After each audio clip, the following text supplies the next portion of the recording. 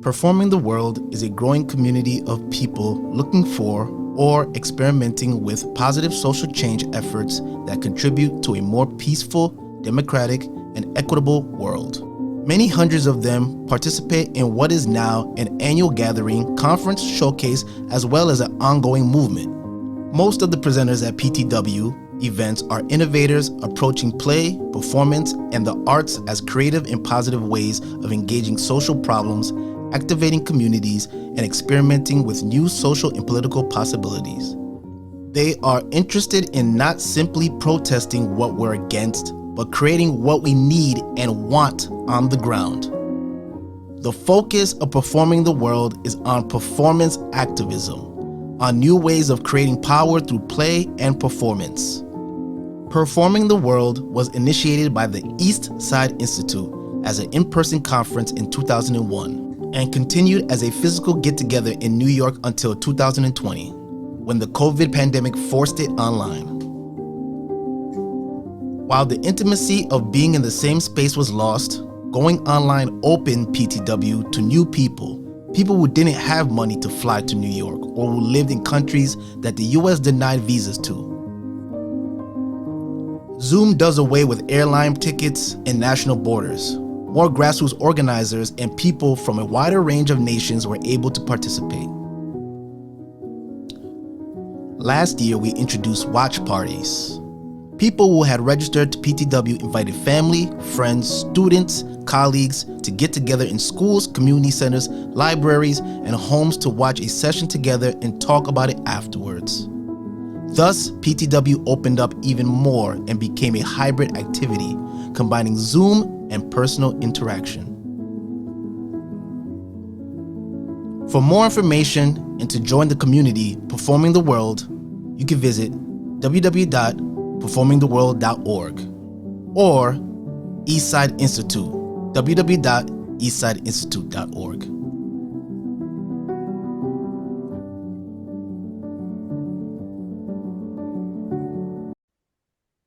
All right. Welcome back to Performing the World. Everyone give themselves a nice Zoom round of applause for being here. I hope you were at our previous session, Playing for Change Returns, and let's keep that energy going and flowing. The future is something that everyone is concerned about, whether it's your personal future, whether it's the future of the planet, or whether it's the future of your community. This next group comes to us, their multiracial grassroots coalition, welcoming to the Performing the World stage, Performing Our Future.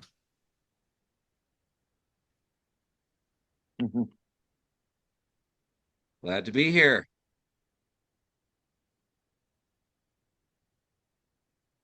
We're glad you're here. Are we on? Yep. All right. Greetings, everybody. We'll introduce ourselves real quick and then get into it. My name is Ben Fink. I am a former member of the Roadside Theater ensemble, which I'll tell you more about in a moment, and the first lead organizer of Performing Our Future. And I'm not currently active in the coalition, but John and Gwen and Tiffany have tasked me with giving a little bit of overview and kind of facilitating and framing the sessions. So I'm going to do that, knowing that they are not shy in jumping in and making their voices heard. And also, we want you all to not be shy to make your voices heard either. We're going to give you a spiel for about a half hour all told, and then keep the balance of the time about an hour to have open conversation, sharing questions, etc. So please, next half hour, unless there's something urgent, we'll talk with you and then make space for that. But write down notes, stuff you're thinking about, especially in terms of thinking about how your experiences resonate with ours, what you find helpful in what we're talking about, and what you want to learn more about, including the hard questions, the yeah buts, the what ifs, the how abouts, because one thing that we'll be talking about are the limits and the reasons that how much we have been able to do, and some of the stuff we haven't been able to do, and the reason we have not gotten further in creating the power that we need to make the change that we're looking to make. So all of that is fair game, and we're excited to spend some time together and learn together with you all as we have with each other for many years. But just quick introductions, John, and then Gwen, and then Tiffany. Tell the folks who you are. Good morning or good afternoon, wherever you are. Greetings. I am John Harris. I am one of the organizers and the Baltimore delegation of Performing Our Future.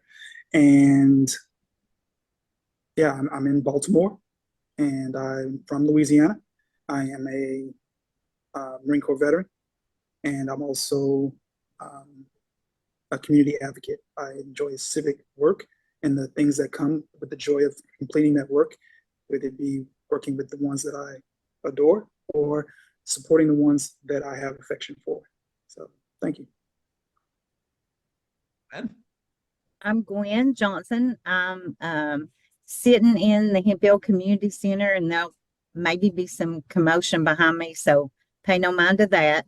But I'm in Central Appalachia, where we've had over 100-year mono economy, and suddenly it's crumbled and we're trying to rebuild back. So I'll pass it on to Tiffany.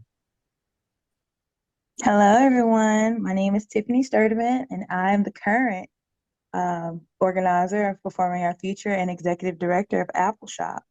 I came to Appalshop through this coalition project of Roadside Theater, and I am just glad to be here with people that I adore and care about. And we can't wait to share with you all of the things that we've gone through, and I can't wait to share with you all of the things that I've learned. So I'll kick it back to you, Ben. Sounds good.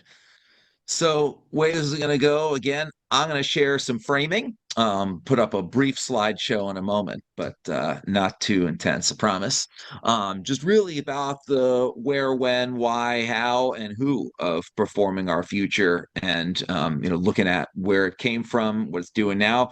Going to hear some from John and Gwen about what's going on in their communities and how it looked from their perspective. And then Tiffany is going to take us into the present moment. And then after that, we will hear from everybody else. So Tiffany mentioned an organization called Appalshop. That's APPALHOP, short for the Appalachian Media Workshop. That is a cultural center that has existed in the coalfields of East Kentucky since 1969. And the basic premise of it is a bunch of people, a lot of younger people in particular, getting together and asking the question, how do we retake the means of cultural production? To use a formulation of one of that founding generation, Dudley Cock, who is here with us in the audience. And this is the moment of the civil rights movement. This is the moment of the war on poverty. This is the moment when, for a lot of professional class America, including those people in the government and in philanthropy who control the purse strings, they're starting to recognize that maybe poor people exist, and maybe oppressed people have got to be able to make their voices heard if we're going to have any kind of society that functions. And that is where Appalshop comes out of. And they tried and are still working to retake the means of cultural production by all means possible. So it started off as a film company, has made the biggest body of Appalachian documentary films and documentary films about Appalachia in the world. Got a radio station, WMMT, Mountain Community Radio, got a deep regional archive, got a youth media center at various times, has put out books and magazines. But the part of Appalshop that Performing Our Future comes out of, and the part that I was a part of, is called Roadside Theater. And Roadside Theater, of which Dudley was one of the founders, is a grassroots professional theater company that has worked in the coalfields for decades and worked it toured around the country and in many places of the world. What you're seeing on the screen is a book that I helped to put together a couple of years ago, actually just a year and a half ago, which is a 2-volume collection of plays and reflective essays that take you through the history of Roadside and a lot of what we learned. And this is really what we're talking about now, is the prehistory of performing our future. So the first volume, which you're seeing on the screen, is about 5 plays with people that look like this. People that are from a bunch of counties in the part of the world where where Kentucky backs up on Virginia. This is coal country. This is where Gwen is sitting right now.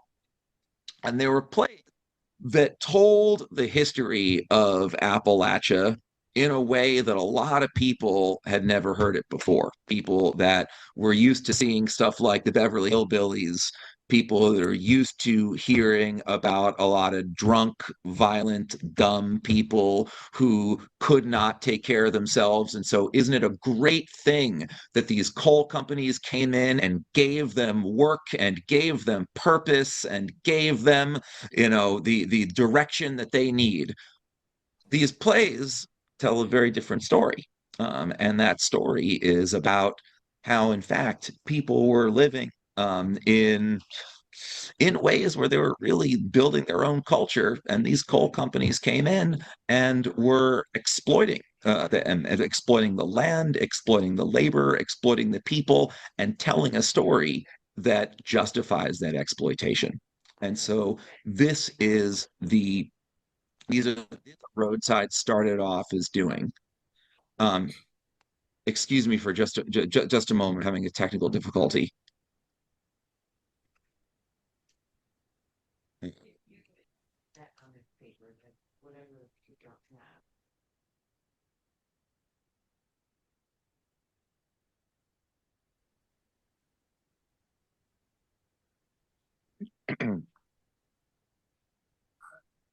I'm not on. Sorry about that. Can everybody see and hear me okay? Yep, you're good. Ben. All right. Cool. Working from a community action agency in the Naugatuck Valley of Connecticut, another deindustrialized area that I'm doing work in right now. And as happens in community organizations, sometimes there's a little bit of mix up about the space. So didn't want to disturb other people and wanted to make sure you'd be heard. So Roadside is doing these plays for the people. It's of, by, and for the people in coal country, Central Appalachia, West Virginia, Kentucky, Virginia, etc. But it's a community full of people who do not have the money to support a full-time professional theater.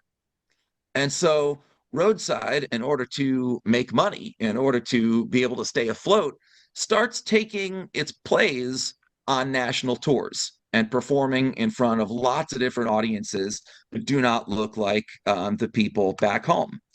And when they do that, they realize that they were not the only community that had that same idea. And they start meeting other grassroots, culturally specific theater companies telling the stories of their people from their own perspective, coming from Latino communities, coming from indigenous communities, coming from different kinds of Jewish communities, and coming from African American communities.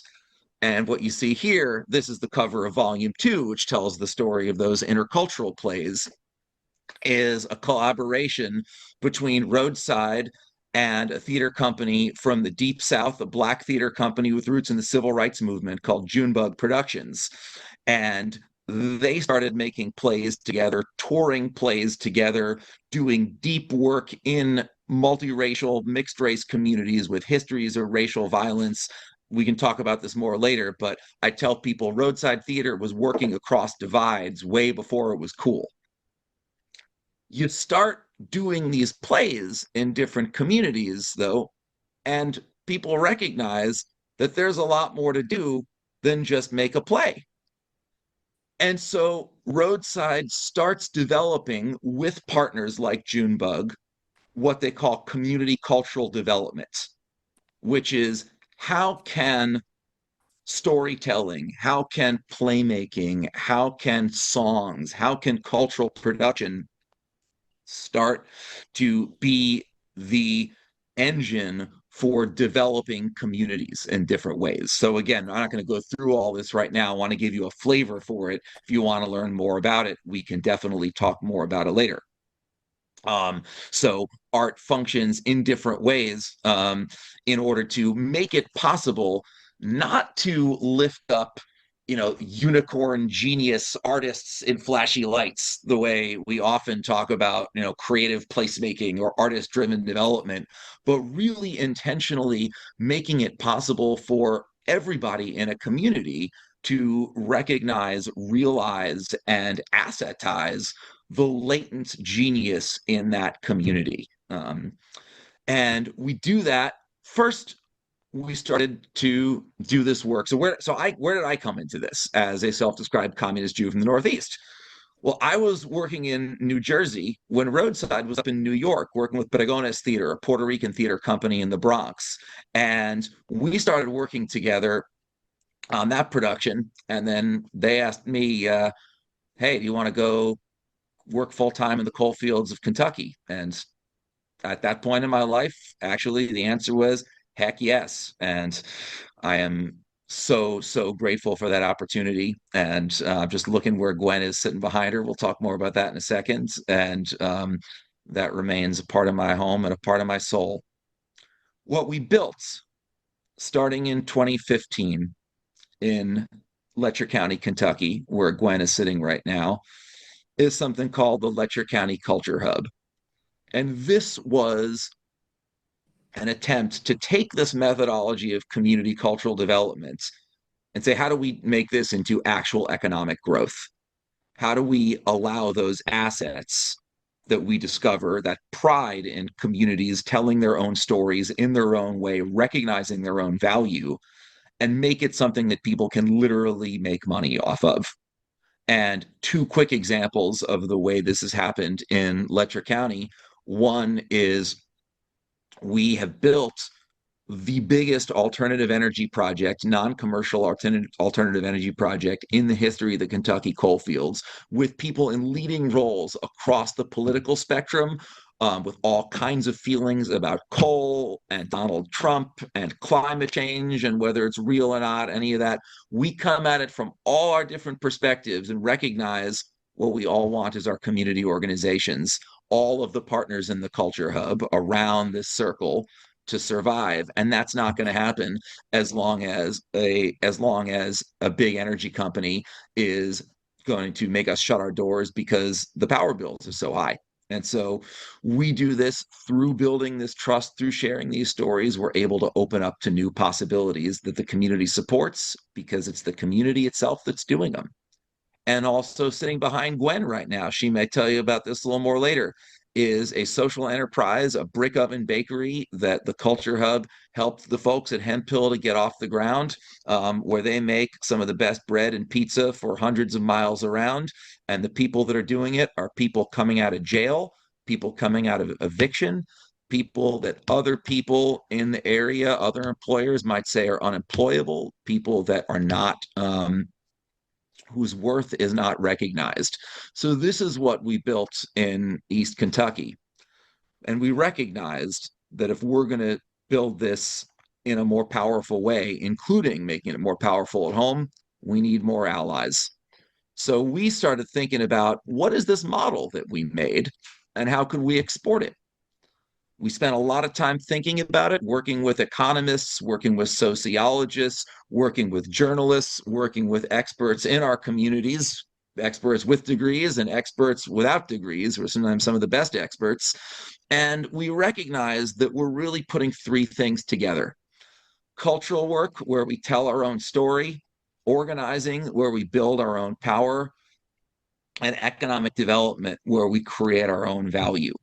Not as separate things that we do, but in a synthetic practice where each affects the others in the ways that we're talking about. So the way we organize doesn't look like the way everybody else organizes, because cultural work grounded in traditions, values, and creativity. So we don't get stuck in fights that we can't win. For instance, we don't do economic development the way everybody else does economic development, because organizing keeps with the development within and the value within the community's control. How often does development happen? And it means that people in those communities get displaced as opposed to get strengthened. So this model, we recognize, has meaning and value in other places. And it only works when it's rooted in communities' own centers of power. Places like Hemp Community Center / Black Sheep Brick Oven Bakery that Gwen is sitting in right now, where people, they are centers of community life where there is no division between servers and served, but creators and consumers, but a whole community can come together to co-create. Again, we're going through this fast. If you want to talk more about this, we'll have an hour to get into this in a much deeper way. So looking to build beyond our immediate community, we said, where are some other community centers of power in other communities that may look nothing like Hemp Hill Community Center, but share a lot of these same values and a lot of these same properties that are on this sheet? One of them we found is where John used to spend a lot of time, right smack in the middle of the Penn North neighborhood in West Baltimore. When Freddie Gray got killed in 2016, it was at the center of the uprising. It is the oldest Black social organization in the city of Baltimore that is of, by, and for its community in all kinds of ways. That's how we met John, was when we spent time at the Arts Social Club. And so many stories I could tell you. I'll wait on them, but lots of stories we can tell.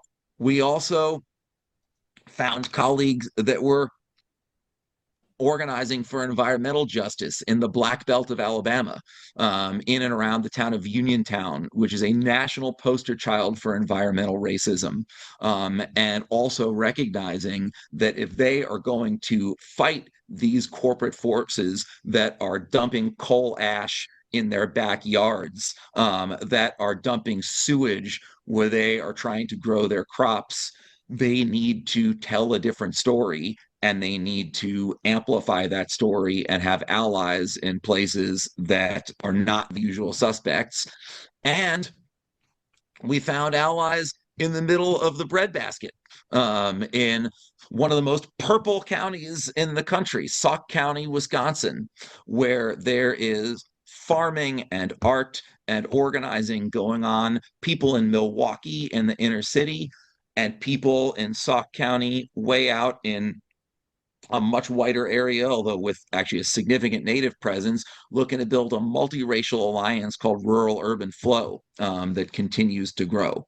So we all came together starting in 2018 and have been building based on these shared values ever since. And I just want to share this as one example of the wisdom we have created together. This is a statement that comes from John's colleague, Denise Griffin Johnson, lifelong organizer and resident of West Baltimore. And Denise just spouts out these pieces of wisdom, right? And just says shit in the best way. Adam Carr from Milwaukee, who is about my age, considerably younger and much more online, he's like, people ought to learn this. So he turned this into a meme that he posted on Facebook, and people all across the Midwest saw it. And this is actually something in my work here in the Naugatuck Valley of Connecticut, where I'm sitting right now, I shared with a colleague recently, because they were saying like, well, how come people start coming to meetings and they don't show up? And I say, take a look at this right here. This learning from somebody who has never set foot in the Naugatuck Valley of Connecticut and maybe never will can teach us so much. And that is what we continue to discover in Performing Our Future. So want to hear now from the perspective on the ground. And John, please share a little bit about the way this looked from your perspective. What are you looking to build? And what were you looking to build in your community? How did Performing Our Future play a role in that? And feel free to be transparent about where we succeeded and what stopped us from going further? All right, thank you. So I'm gonna start with where it was. So I'm very civic minded. I grew up, we have a family cemetery in Louisiana. So we grew up as the young folks that got to clean that cemetery every summer and spring and fall, and all those times we cut the churches. So that civic work was ingrained in me. So as a military retiree coming in to my new adopted home of Baltimore, I was looking for somewhere to be, something to do. So I got connected with Denise Johnson over at the Arch Social Community Network at the time, and we started doing work together. And in that work, we became involved with Performing Our Future through Denise's instruction or guidance. So as I was there, we were looking. Let me speak to I first. I was looking to contribute to the landscape of the civic works of Baltimore City and the surrounding areas. I learned that we would be connected to not only Baltimore City and the surrounding areas, but national, regional, and national organizations to broaden that perspective of view. And that's what we really wanted to bring to bear into Baltimore City was we're connected. We're not just, not personally connected, but we're all connected to places and people and infrastructure around the entire country and sometimes globally. So as we were trying to bring that to bear for information of our citizens here and our neighbors and our communities to share that connection, we were very fortunate to get involved with Performing Our Future and the great folks that I'm looking forward to seeing in a few weeks. So as we were doing that, so that's what we were looking to build. We wanted to build that space of we're not the only ones. Get out of your silo, leave the fence, go out into the wilderness a little bit and find those people that are out there walking around looking for like-minded spirits, like-minded projects, and opportunity to share not only camaraderie, but resources and overall development. And that's something that I think that Performing Our Future has really brought to bear for us, for me personally, especially. And so the way we went about doing that was we've done multiple exchanges. We do our annual meeting. We try and have one of us host. I'm not going to go into too much detail because we all have our perspectives. So I'm going to let some other folks share other parts of that. So I think that through our cooperation with one another and our enthusiasm about seeing one another, because we all have similar spirits and focus of genuine interest and work ethic, we're on it. So period. This Gwen's there, Tiffany's there. We have our colleagues down in the Black Belt and up in the I forget what he just started, the rest up in the Midwest. So before I go further, I just want to draw a connection. And so unfortunately, it won't make a full loop, but it does take an inspirational loop at the end. So you have the hills of Kentucky, coal miners. The coal goes to Baltimore, Bethlehem Steel, gets refined, builds great things there in the area. That coal ash then goes to Alabama. So unbeknownst to any of us decades ago, this whole cycle, this loop, was building connections of opportunity and need for us, because the Kentucky coal miners provided a product that's not really as needed anymore.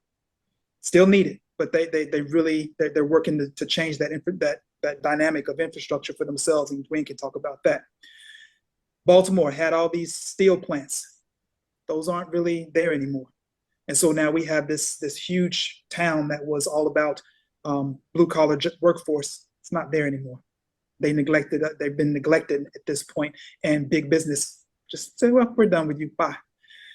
Then they took that coal ash and they shipped it down to Alabama, into the Black Belt of Alabama and into the different surrounding areas, and poisoned the land, the soil, well, the land and soil, same thing. They poisoned the land and the water, and really the air as well.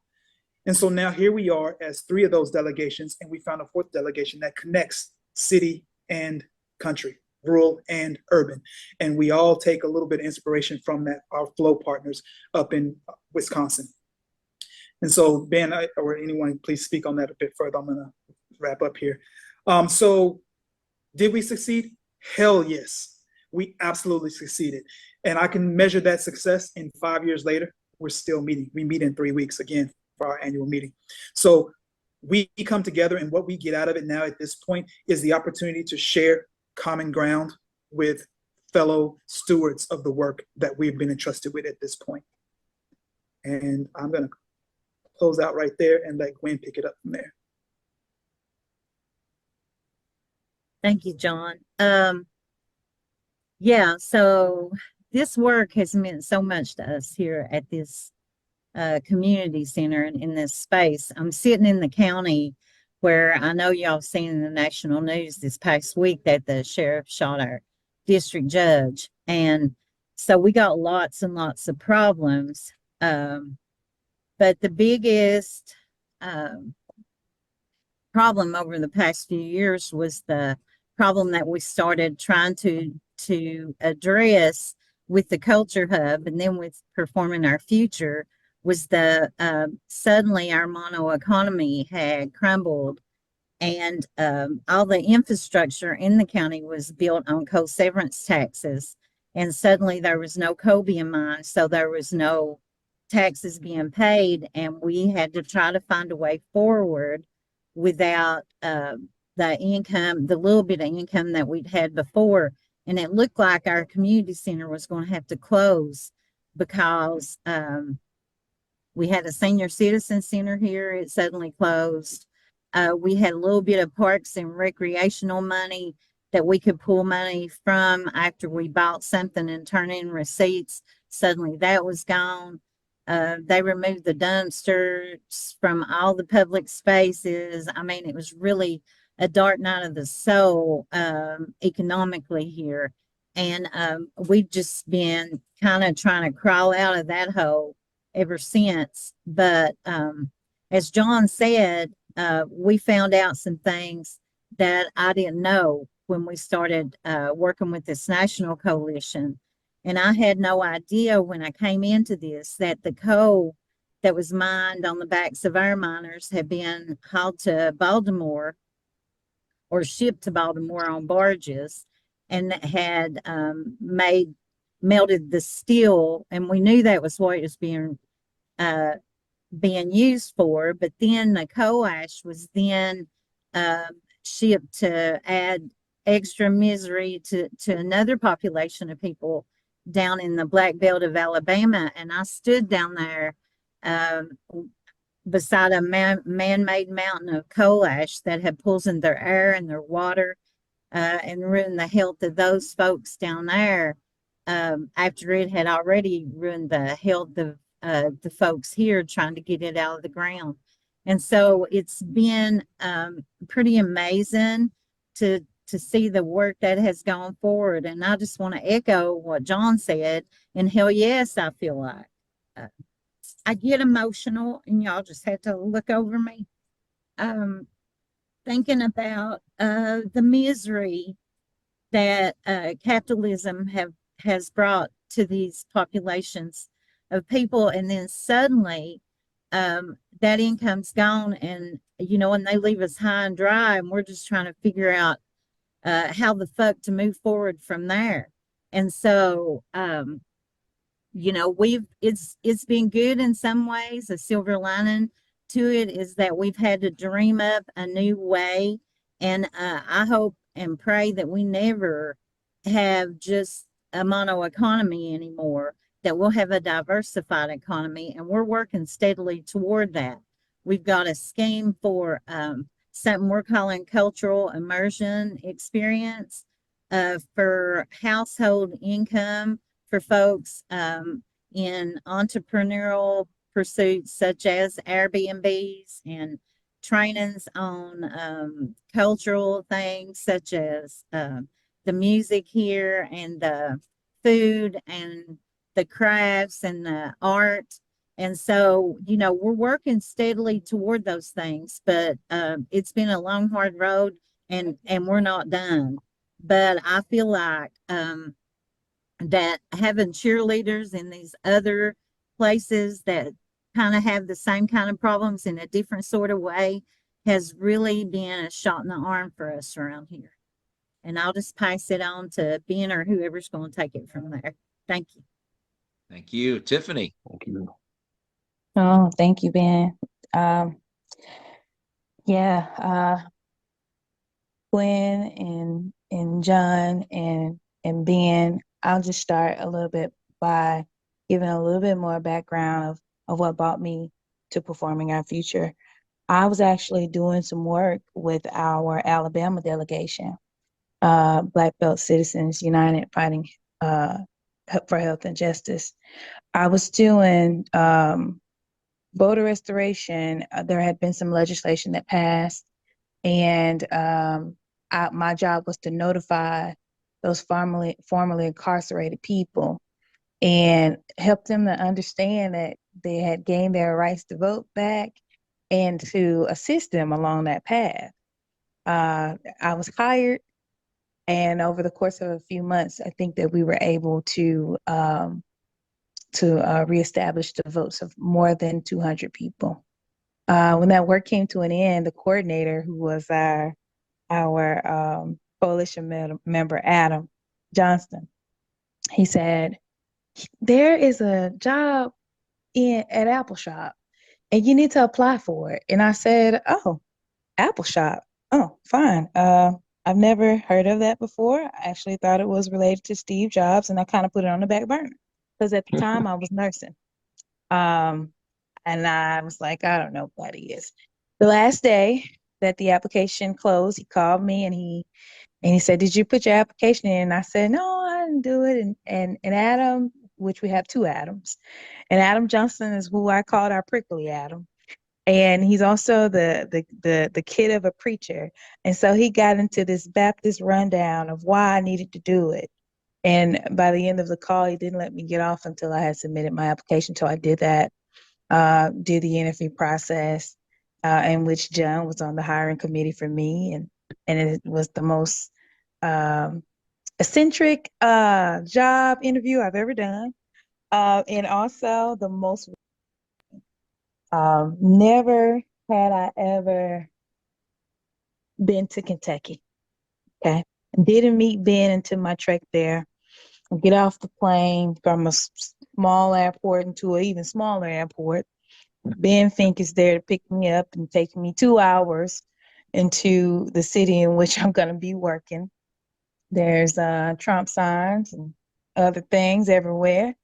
Then Ben gives me this list that we're going to go cross country during COVID. This is September 2020. Some countries shut down, and I never taken so many COVID tests in my life. So we do that, meet these incredible people.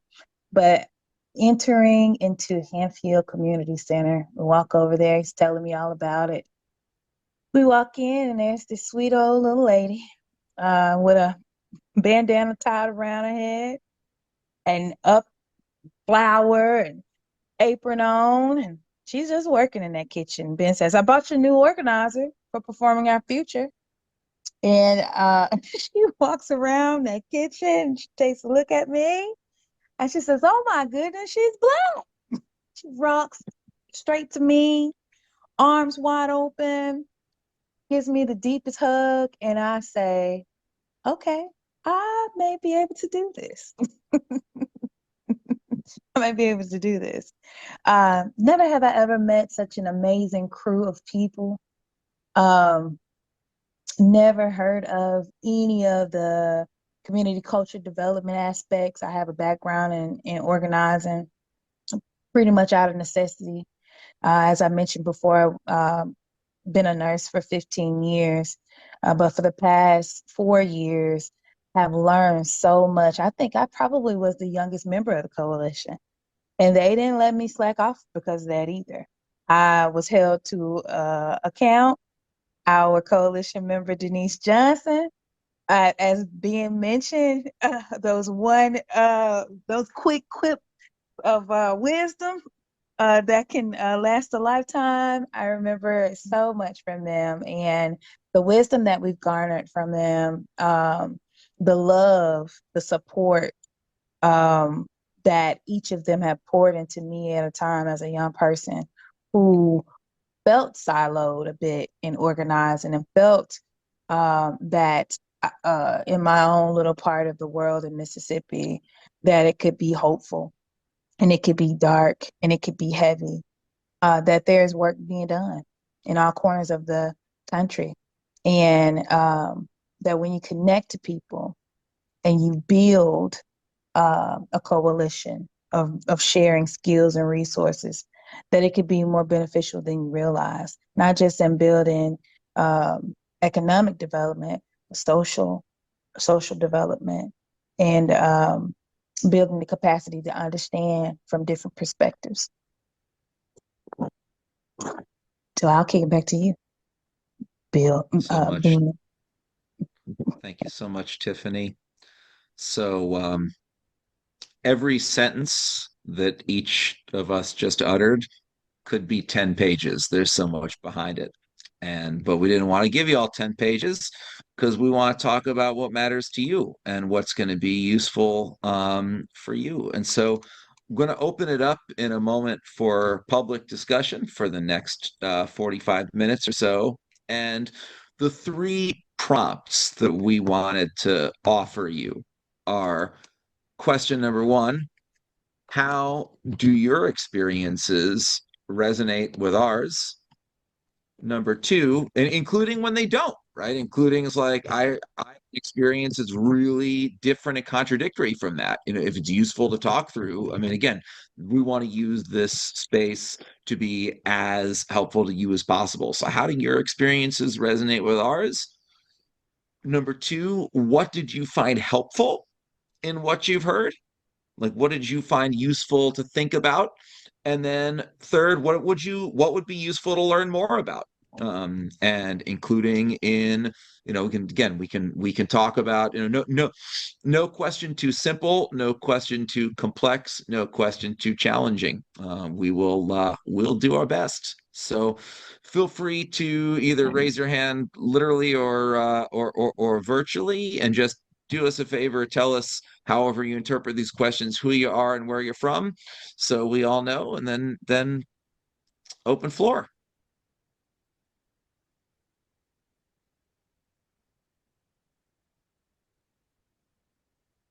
And we can also talk a bunch more about method, right? We can also talk a bunch more about, because there's a whole science behind what we do. And Rick has just given us instructions on raising of the hands. Raquel. Hi. So Hey. lovely. So I'm Raquel. I'm in Cotati, which is Sonoma County, California. And one of the Freedom Festival is something I started in the last 2 years, inviting people to create expressions of freedom and independence, emancipation to Independence Day for us, Juneteenth to July 4th off of Opal. And part of this work of inviting people around the country is for people to do different stuff. So I was resonating with what you were saying about bringing people together, and it's people of all different backgrounds, but they're doing their own kind of cultural events or something that they've wanted to explore. So that resonated with me. And it's always, I loved learning, Gwen, from you, of the experience of what it is to be in miners in Appalachia and to experience what you produce being toxic to others. Like it's that love pain, right? Of like, thank you for sharing that. And it's emotional, right? So one of the things that I wanted to learn more about, and again, just felt so beautiful, was in your relationship with one another. Like we have from you how connected you are in different places. And that's, and like there's a work that goes into that. So I think I wanted to hear more, and also just appreciating the I'm going to say timbre. I don't even know if that's the right musical language, but just like the note that's going through your voices with each other as you talk to us. It's just very heartening. So thank you. Thank you, Raquel. The work of relationship building the work of getting to where we have gotten to in terms of our ability to trust each other and collaborate together. I'm curious, Gwen or John, if you'd like to speak to that.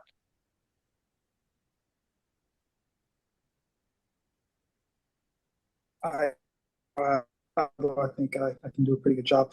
Essentially, we built trust. We started out open, and we learned one another to be of good character, high integrity, and intense loyalty. So in that, we knew we could be vulnerable. And one of the reasons that we stick around is because we're our nurturers, we're our advocates, we're our supporters. And so when we find ourselves on sometimes a tough moment, we have multiple meetings throughout the year as the steering committee and with our larger groups.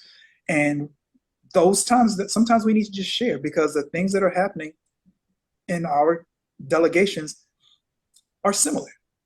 And what we do is we rely on one another, and that's something that helps builds us. But we've really learned each other's personalities and how to support.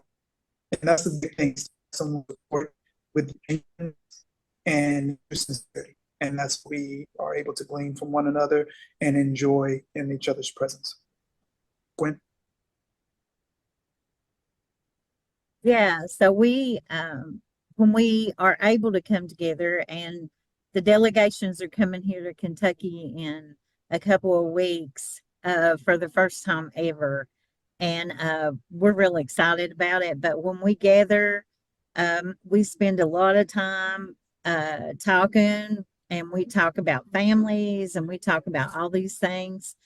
And we break bread together, which I think is really important. And so there's just a closeness that forms, and we party a little together. And in the evenings, I feel like a lot of our best networking is done relaxing in the evenings. We went down to New Orleans and just really got to know each other. Tiffany rented us this Airbnb that housed all of us, and it was the first time we'd all got to stay in the same place, and we had the best time.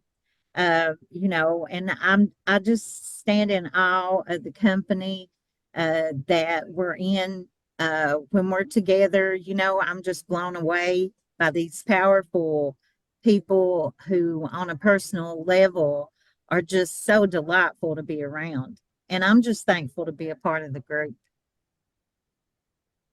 Let me just add quickly that there's a method behind all this that's been developed over decades, right? So when looking back at the history of Roadside, long before Roadside and Junebug, the Black theater company coming out of the civil rights movement, started making plays together, they were going to each other's communities, they were staying in each other's houses, they were making music together, they were sharing. I have tried so many different versions of moonshine doing this work that different communities have, and that's just a joy in and of itself.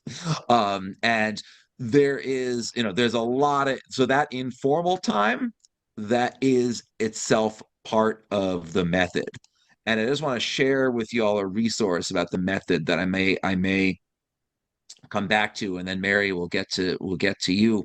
That if you go there, so like I said, it came out last year, the book about Roadside's work called Art in a Democracy. If you go to artinademocracy.org, and you'll go to a page called How To, there's a whole bunch of training documents that outline the nuts and bolts of putting together a kind of multiracial, broad-based coalition, something like Performing Our Future. And in particular, there's some stuff here at the top, literally a guide. Now, nothing is ever as simple as it shows up on a 5-step guide, but it's useful to think about. A lot of times when people think about you're going to get a group together, you think, okay, great, what's the project, right? People get really impatient because nobody's got time, and I get it.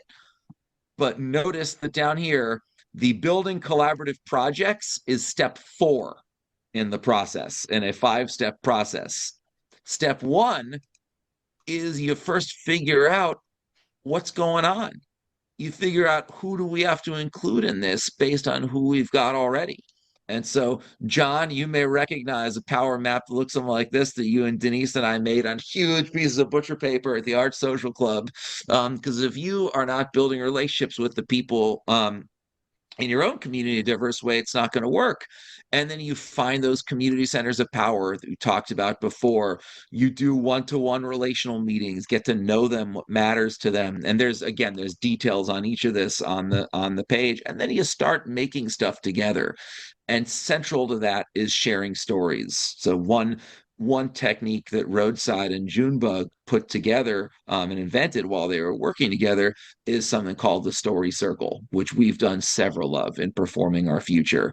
And it's a really intentional and carefully curated experience where everybody stops talking and listens deeply to other people's experiences and then shares their own experiences based on what connects to, what complicates, what contradicts what people have heard before them. So there's a whole method to this. And if you do it right, as Gwen and John were saying, you spend a certain amount of time doing stuff that feels really intentionally facilitated. This is Performing Our Future in Milwaukee, by the way.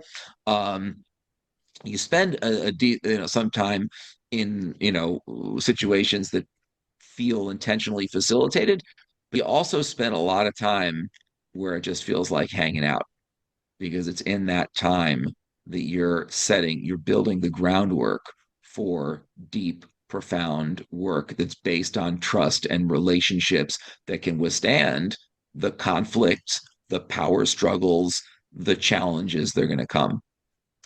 Mary. You're on mute. Sorry. Unmute, I please. know, I'm on mute.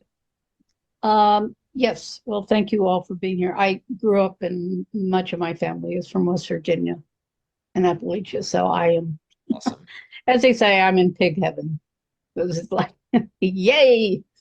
But I think for me, I haven't been, I visit quite a bit, but I haven't been there, and I live in New York. So, but I always feel something about, well, the obvious things of just that region is just the marriage of beauty and misery is just so interwoven. And I obviously I hate the representations that dominate. So, and I guess I was wondering, and maybe it's just a deepening of what you all were just talking about. I don't think it's something new. But I was struck, Tiffany, when you were talking about, you went down to this place and you kind of casually said, and Trump signs are all around. And so on one level, we all know what that means but then I get kind of leery because just, again, the whole presentation is so divisive and I think dehumanizing to everyone.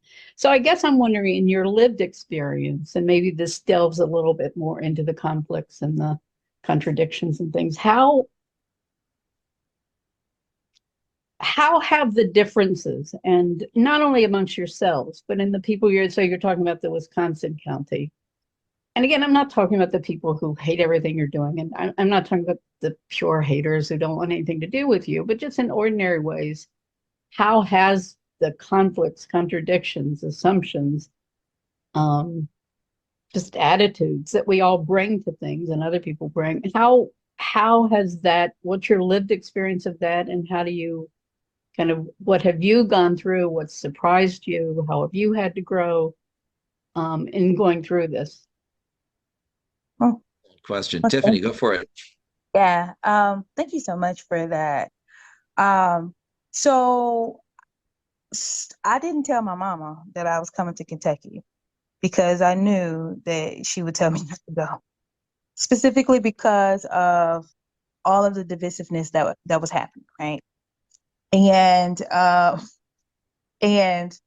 I was pleasantly surprised, but somebody told me, I've shared this story a few times, and they said, that was pretty brave of you to step out of your comfort zone and get into a space of where you would be different. And I will tell you, I'm a man, when I first came here, that probably had more Trump stuff than I could imagine. Trump mask, Trump sign, Trump everything. But when Cardboard I sat, cutouts. Sorry. yep. But when I sat down to talk to that fella, and we got down to really what was at stake there, which is making their community better, making sure that people in their community had food to eat, making sure that everybody on that holler had what they needed. We were similar in so many ways. I want to encourage people that on the surface, you may be different, right? And I think this goes back to Ben's methodology of having those one-to-ones, having that time to talk and get to know someone on a more intimate level. I'm going to encourage you to not be detoured by the superficial appearance. Because when you really sit down and you put on the table the core of what you're trying to do, especially in community building, you'll understand and realize that you got way more in common. And I don't want to take away from the differences, but when you're looking to make a real change where you live, that is the foundation of the groundwork that you have to build on. What's in common, and what can we do together that we can't do alone?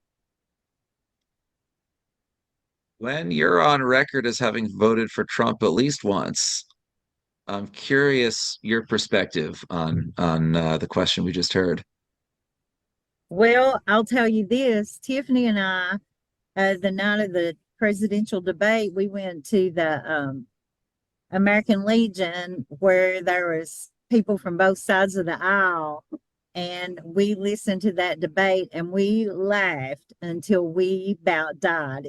I don't know when I've had a better time listening to something that was that aggravating to even hear. But then the conversations going on around us was, and Tiffany, if you don't care, will you speak to that too? Because I think your perspective on it was probably a little different than mine, but I had a great time. No, I had a wonderful time, and we did establish before we left there that every debate we were gonna go and watch it. I don't know if there'll be any more debates, but if there's another one, we'll be right there. It was very respectful right here in the foothills of these rolling mountains and in eastern Kentucky, which was really like Trump country back in 2016. But to be there and we were all lined up around the bar. The TV was on, and when they were speaking, there was silence because we had someone in there making sure we were being quiet so we could hear everybody speak. And then when the commercial broke, we would be having all these conversations. Could you believe he said that? Could you believe she said that? Oh my goodness. Recognizing that nobody said really anything about Eastern Kentucky or rural America, but just talking about all of the things that were at stake there. And we walked away. These are the times where I think it showcases our humanness, and also like dispelling those stereotypes. Because who would have been even thinking that people would be watching the presidential debate in the American Legion, right? What do you think happens there? I'll tell you some fun stuff. So if you got one, go visit it. But just to be sitting there in that moment, Gwen, I talked about that yesterday on a panel that I was on, and I made the comment. There were people there from both sides, and it erupted. The crowd erupted, and it was like, oh my goodness, I just quoted Trump. Oh my goodness, I wasn't trying to do that. But yes, just taking yourself and taking the time to just be human and connect it was a wonderful experience. I definitely do it again and again. And I just want to say real quick, and we'll get to Haruna, if I'm saying your name right. Um, we're saying this now, and I agree with everything that Tiffany and Gwen said. We also yell at each other sometimes. We also get pissed at each other sometimes. We get real frustrated at each other. What I do find, though, is that I can't remember a time in performing our future when we've yelled at each other and gotten pissed at each other because of where somebody stood on a political issue or a racial issue, at least Yeah. not explicitly. No, It's no, more I like, agree. man, won't that person shut up? Or man, it's stuff that feels much more personal, like the way you would interact with people, in your own community, your own workplace, your own, household. And, I think some of the cultural differences make stuff tougher. They also make stuff easier because you have more resources coming to bear. Haruna, and apologies, feel free to correct my pronunciation. Yeah, it's okay. You pronounce well. Thank you. All right. Yeah, thank you, Ben. I'm Haruna from Niger. Is in Africa, West Africa, in the south. I would like to thank you for your presentation. It was excellent, and I really appreciate your approach of mobilizing the communities. I did like the same. It's kind of how you call it. We put together like the community leaders, radio, community radios, municipalities, youth organization, women organization, and some civil servants to make sure that they can continue working together to address issues regarding peace consolidation and reinforcing their culture, their traditions, and then working together to prevent violent extremism, because the radio can go far and then they can use it. At a certain moment, it was like good. And then people participate, they are organizing a round table, and then they open it to the community so that they have the possibility to hear from the communities via the call to the radio stations, and they can sustain. But the problem here, it's about the sustainability of the intervention, the approach. During the lifetime of the project, because the project have resources, they can organize a meeting, they can, provide some support to them. The motivation, the engagement was like good.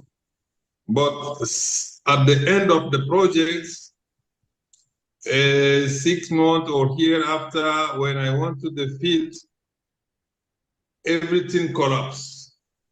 There's no kind of interaction. They even don't meet. So that's why I just wanted to know about how you do to sustain your approach in the community in which you are working, so that you can prevent. I don't know your context, because here people are like motivated when they get support, when they get the funding, when they get, per diems or the rest. So in français, in French, we say the motivation prélatée. It's not like 100%, it's just based on the money or the support that they are receiving. And that I find it is not good.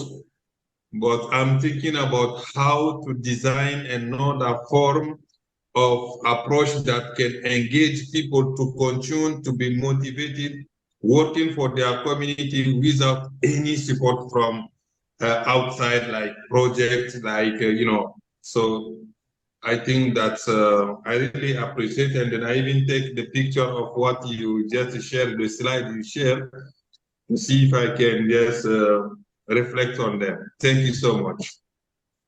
Absolutely. Thank you. And if anybody, John, just one second. If anybody wants any of the files that I shared, I'm going to put my email address in the chat. But yeah, excellent question about sustainability and how to keep this moving, and definitely a challenge that Performing Our Future has faced and continues to face. John. So what I heard was, how do we work through not having funding? Because when the funding goes up, the relationships dry up. Two things to that. One, that's you have to work on the relationship itself. So it's not just, hey, we're here to do this. It has to be relational. It cannot be transactional. And I think that we built great rapport and relationships. So that keeps us going. Step two of that is go out and find more money. We're all organizers. Every single one of us that's stewards and leaders of our different delegations, we're all organizers in our own right. And so knowing that there's always someone that there's money to be found, there's money to be raised, and there's money to be taken out of your wallet and spent. And in all those instances, we've done all those things. Each and every one of us as organizers, as leaders, and as friends, we've done those things, whether it be to find someone additional money so they can travel with us, find a new fund, new sponsor, or going into our pockets and matching so that we can actually have what we need at the time, or what one of our partners needs. So it starts with the relationship. The relationship spurs that energy, that motivation, and that imperative to go out there and find more funding, because it's there. Because you only find funding for what you really care about, which goes back to that first bullet in the meme that Adam created from what Denise said. So it goes back to that people come, they show up because they care. When you care, you figure it out. You work together and you work through it. So anyone else? Yep, I just want to talk about when we came together in New Orleans. And I kind of like laid it all out on the line, right? Because at first this project had so much funding out the wazoo.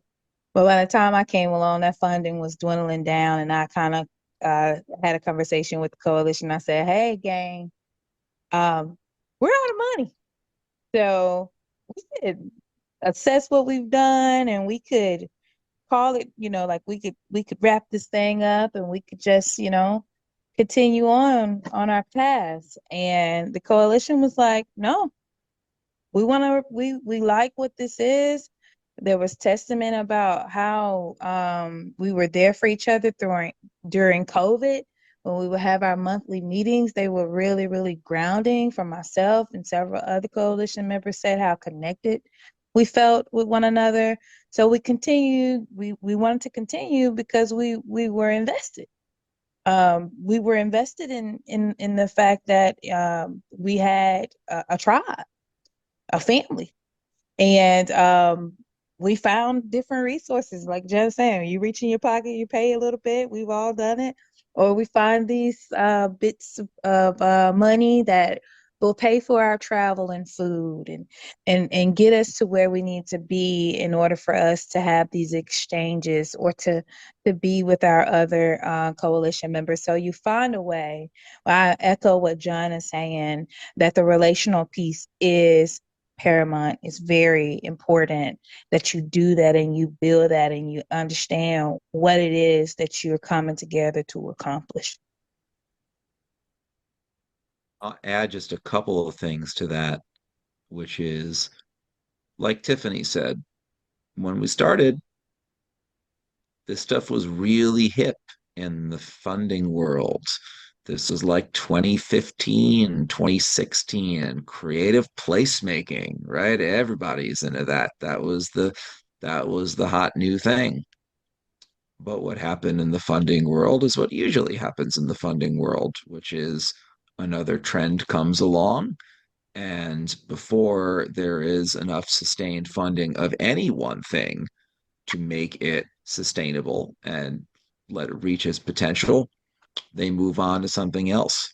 And when I think about the limits of our work. You know, what Paulo Freire, the great Brazilian educator, called the limit situations, what stops something from, what stops learning, what stops change, what stops transformation going beyond a point. I think that funding environment is a huge piece of it, both the caprice, and the following of the trends, and also the general lack of interest in funding organizing, right? We will fund service, we will fund advocacy, we will fund activism, but doing the work that we all say we got to do, which is bringing people together on their own terms across race, class, geography, partisanship, to actually, build power together on their own terms. The thing that everybody says we got to do takes too long. No immediate outcomes. What is this bullshit, right? And it's a huge limit. And I think, to the extent that we all in our different contexts can organize in order to in order to overcome that, in order to share the story and say this is what we need together. And what I always say is sustained funding for the building of relational infrastructure. You do not know where you're going to need to drive in 5 years. You know you're going to need a road to get there. We do not know what challenges and opportunities our communities will face in 5 years. We know we're going to need relationships to get there, both relationships locally and relationships far and wide. And our coalition, if I can, I know I'm interrupting you. Please do it, Gwen. Our coalition for me is like emotional money in the bank. So if I have to spend my own monetary money to get with these folks, to whatever I have to do, I come back with restored courage. We share things when we're together that are going on. We brainstorm together. It's like having money in the bank and being able to draw it out is how I see it. And but it's better than money. Just saying. It's been a request. Go ahead, John. I agree. There was a question in the chat from Lois. So I don't know if you want to prime that up or if I'll just jump right into it. I think you should do it. Go ahead, Lois. I wanted to hear more about the story circles and how they work and what they're like. Dudley, you want to jump in here?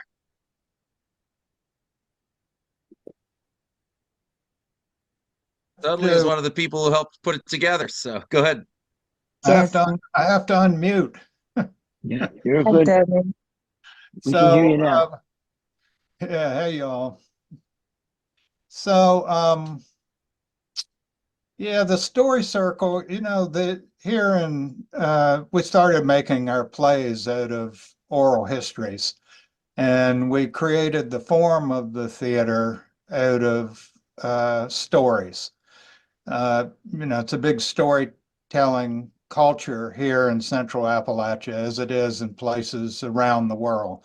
So none of the people in Roadside Theater went to Tisch School of the Arts. Nobody had training in theater, but what they had grown up with was storytelling and music traditions and church traditions. A lot of storytelling goes on in church. And here people might find themselves going to church on Wednesday and maybe Friday and 2 times on Sunday. So there's a lot of performance going on in the churches here. So that was all part of our founding at Roadside Theater. So it really wasn't much of a step from that. Once we decided that really it was audiences that decided, after we would make a performance, we never pulled a curtain. So the audience would come up and talk to us. And what they were interested in was not our acting techniques, but rather the stories that our performance called up in their own lives and in their own community. So once the audience sort of told us what they were interested in, then we created this methodology, the story circle methodology, to help facilitate and make it easy for the audience to tell their own stories and hear each other's stories. Now, there's a whole section on the Art in a Democracy website about the story circle methodology. So if you're interested in giving it a try, you can go there. It's spelled out. It's a fairly formal process that we developed because we wanted to ensure that every person in the circle was equal and that their story was equal. In other words, sometimes in story circles, a hateful story will come out or a story that offends this person or that, but you can't argue. You can respond with your own story when it comes your turn to tell. So it was a natural step for us once we were told really by our audiences that they wanted to be able to tell their own stories. So we spent a lot of time over the decades of helping communities create their own performance groups, their own theaters, so that they could, in a more formal way, tell their community stories. So that's how it got going. And but you can learn about our methodology, like I said, on the website. And we've done it in all kinds of situations. And like I said, it can be very powerful. And I'll just give you one quick example, which is in the book. We were doing Junebug and Roadside did our play, Junebug Jack, and it's about the struggle of Black and white, poor and working class people, and how the race card had divided their interest. And so the play begins with the Scots-Irish here in Appalachia coming over as indentured servants, of course, the Black folk coming over as slaves, and we take that history all the way up through the Vietnam War. So it's a very frank play, and it doesn't come to any particularly happy ending, but it tells you a lot about this historical conflict. Well, then we would go into story circles with the audience. And so this happened in a community in Mississippi. And the play, because of its frankness, freed the people in the circles inevitably to tell their own stories, frankly. So in this one story circle in Mississippi, this woman, about 30 years old, white woman said, I grew up with a Black woman who I thought of as my second mother. And then suddenly she disappeared, and my parents would never tell me why she was no longer in my life. And she started crying. Well, after it went around to a couple other people, a Black man about her age said, that woman who was your second mother was my mother. And I always hated that white family. I always hated you for taking my mother from me. So that is the kind of story that would come up. And it became very, I wouldn't say healing for the community, but it was a start, at least, of being realistic about what communities face. Thank you, Dudley. And yeah, story circles, used them. It is amazing in this context. And there's a lot of rules if you look there, and I promise you they work. And what I say about them is they allow us to create in a world that is all kinds of unequal, a little space and a little time where everyone's voice is equally heard and valued. And the stuff that comes out in story circles, the hard stuff, as Dudley just talked about, the stuff that is hard and the ways that people recognize what they've got in common. I was given a talk about story circles a few years ago at Kent State University, their Peace and Conflict Studies program.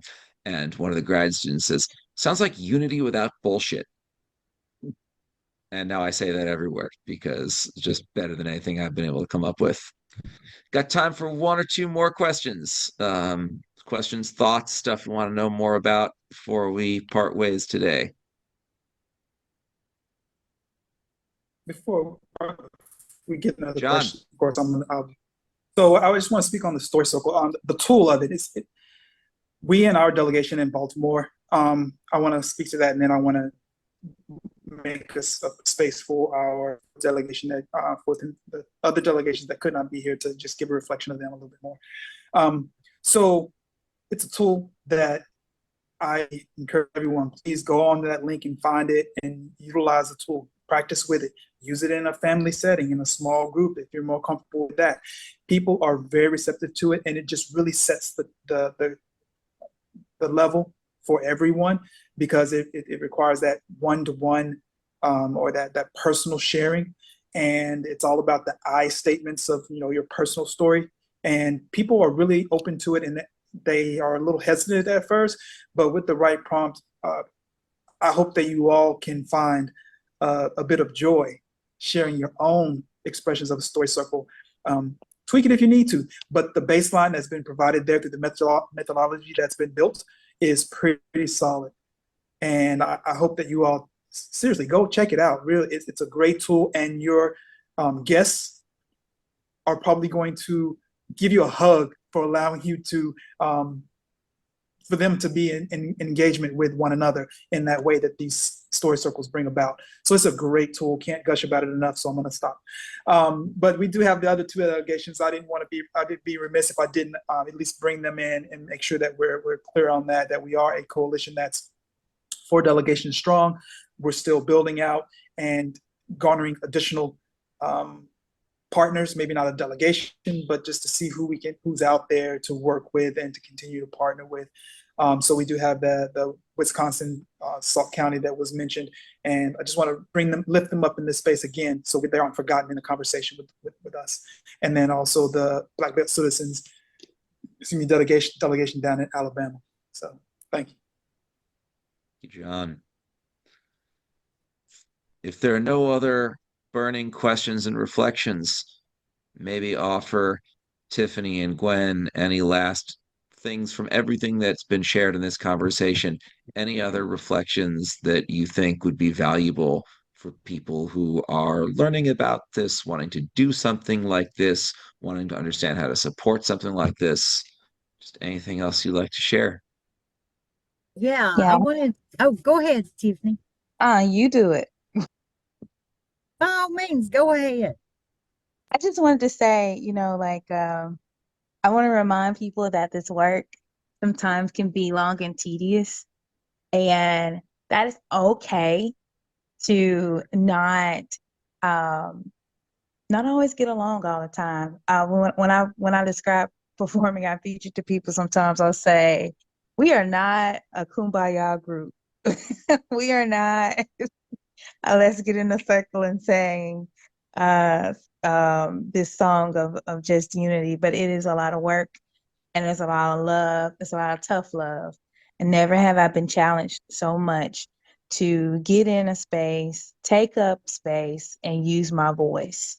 And I've been pretty much well learned and well groomed to do that, and I continue to learn from this amazing group of folks. Awesome. Gwen? Yeah, I was going to add that we had a historic flood here in 2022, and some therapists came from different parts of the country, and there's a stigma here about mental health. And so they came in here and they asked about having a group therapy session. And I said, well, I would advise calling it a story circle. So, because our folks are kind of used to that. And so they called it a story circle, and we had a group gather. And oh my goodness, the stories we heard about the night of the flood, and what our hopes were to move forward. So that was kind of a sneaky way that we used it.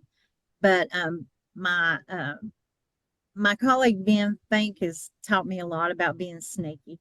Because the first one-to-one that I was ever engaged in, I thought he wanted a private conversation with me when he asked for a one-to-one, and it was a one-to-one relational meeting, and I didn't know what that was. So look that up too, because that's a really magical tool too. Just saying. You can find that one on the website as well. John, any last thoughts from you? No, thank you all for your time and attention. And Awesome. to members for your warmth and generosity. Beautiful. One last thing for me. Yeah, Thank go ahead, you. Tiffany. Thank you, Ben. Thank you, Ben Fink. I know that you were like, we threw you in here, and you always say that you're disconnected from this coalition, but you will never be disconnected from this group. You will always be lifted up in this group. You and Dudley both, and we appreciate the two of you more than you know. Honored. Thank you, Tiffany. That means a lot. And let me just leave everybody with a few quick things. We didn't get a chance to talk about one-to-one relational meetings. They're from a different school of organizing than story circles, but a lot in common. There's also a how-to sheet on that site. And then last thing, and I'll turn it over to Dan to close this out. If you want more of this conversation, please join us. Gwen and I, and perhaps others here, we're going to be launching a book about a project that came out of the Culture Hub called Hands Across the Hills, a cross-partisan dialogue exchange project between people in East Kentucky and people in Western Massachusetts. You can see the info I just put in the chat. Tuesday, October 8th, a week from Tuesday, 7 to 9 p.m. Eastern, we're going to have an event commemorating a book that we're launching about 6 years of dialogue, cultural exchange, and learning, free to anybody on Zoom. You just got to register. So appreciate all of your time. Feel free to be in touch. Dan, it's all yours. Oh, well, I didn't even know my hand was up, but since you gave me the opportunity, I will thank you so much for sharing your work. And on an even deeper level, thank you all for doing this work, because it's folks like you who are the hope of the world. Thank you. And I'll turn it over to Des. Yes. And once again, let's give Ben, John, Gwen, and Tiffany a Zoom round of applause performing our future. Thank you so much for sharing your work with us. And if you want to stay in touch with them, they've left a lot of information in the chat for you. This afternoon at 4:30 is our next session, Creating the Power in the Face of Disaster, with Jim Martinez and Farzana Gandhi. We are very excited for this, and we hope to see you later this afternoon at 4:30 p.m. It's connected to some of the stuff you were talking about in response to the flood, like how you can respond to natural disasters at a community level and build collective infrastructure. So if you can, come on back for that one.